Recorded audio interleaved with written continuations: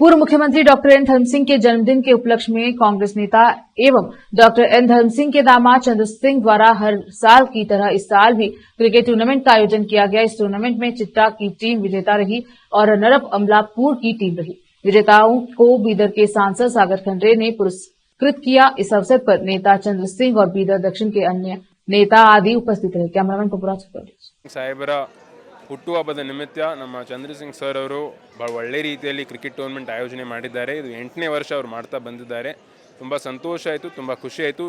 ಯಾರ್ಯಾರು ಗೆದ್ದಿದ್ದಾರೆ, ಯಾರ್ಯಾರು ಪಾರ್ಟಿಸಿಪೇಟ್ ಮಾಡಿದ್ದಾರೆ, ಎಲ್ಲರೂ ಯಾರ್ಯಾರು ಆರ್ಗನೈಸ್ ಮಾಡಿದ್ದಾರೆ ಎಲ್ಲರಿಗೂ ನಾನು ಶುಭ ಹಾರೈಸುತ್ತೇನೆ. ಇದೇ ರೀತಿ ಮುಂಬರುವ ದಿನಗಳಲ್ಲಿ ಕೂಡ ಇದೇ ರೀತಿ ಟೂರ್ನಮೆಂಟ್ ಆಗ್ತಾ ಇರಬೇಕು. ಯುವಕರಿಗೂ ಸ್ಫೂರ್ತಿ ಸಿಗುತ್ತೆ, ಯುವಕರಿಗೂ ಕೂಡ ಅವರ ಆರೋಗ್ಯ ಬಗ್ಗೆ ಇರ್ಬೋದು, ಬೇರೆ ಎಲ್ಲದ್ರ ಬಗ್ಗೆ ಅವರಿಗೆ ಅವೇರ್ನೆಸ್ ಸಿಗುತ್ತೆ ಅಂತ ನಾನು ಹೇಳೋದಕ್ಕೆ ಬಯಸುತ್ತೇನೆ.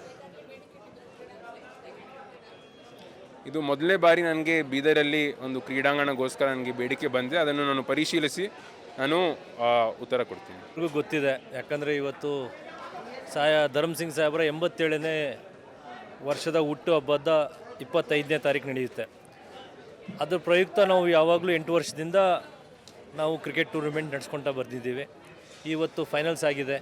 ಈ ಫೈನಲ್ಸಲ್ಲಿ ಬೀದರಿನ ಪಾರ್ಲಿಮೆಂಟ್ ಸದಸ್ಯರಾದಂಥ ಸಾಗರ್ ಖಂಡ್ರೆಜಿ ಅವರು ಬಂದಿದ್ದಾರೆ.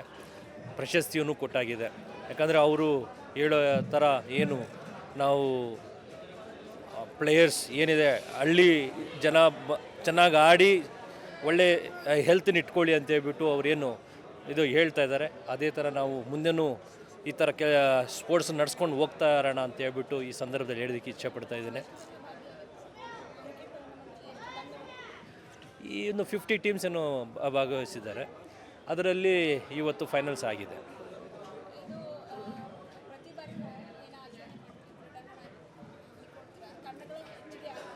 ಹೆಚ್ಚಿಗೆ ಆಗ್ತಾ ಇದ್ದಾವೆ. ನಾವೇ ಸ್ವಲ್ಪ ಕಂಟ್ರೋಲ್ ಮಾಡ್ತಾ ಇದ್ದೀವಿ. ಯಾಕಂದರೆ ಪಂಚಾಯತ್ ವೈಸ್ ಮಾಡಬೇಕು ಅಂತ, ಜಿಲ್ಲಾ ಪಂಚಾಯತ್ ಗ್ರಾಮ ಪಂಚಾಯತ್ ವೈಸ್ ಮಾಡಬೇಕು ಅಂತ ಹೇಳ್ಬಿಟ್ಟು ನಾವು ಮಾಡಿದ್ದೀವಿ. ಈ ಸಾರಿ ಗ್ರಾಮ ಪಂಚಾಯತ್ ಲೆವೆಲಲ್ಲಿ ಆಗಿದೆ.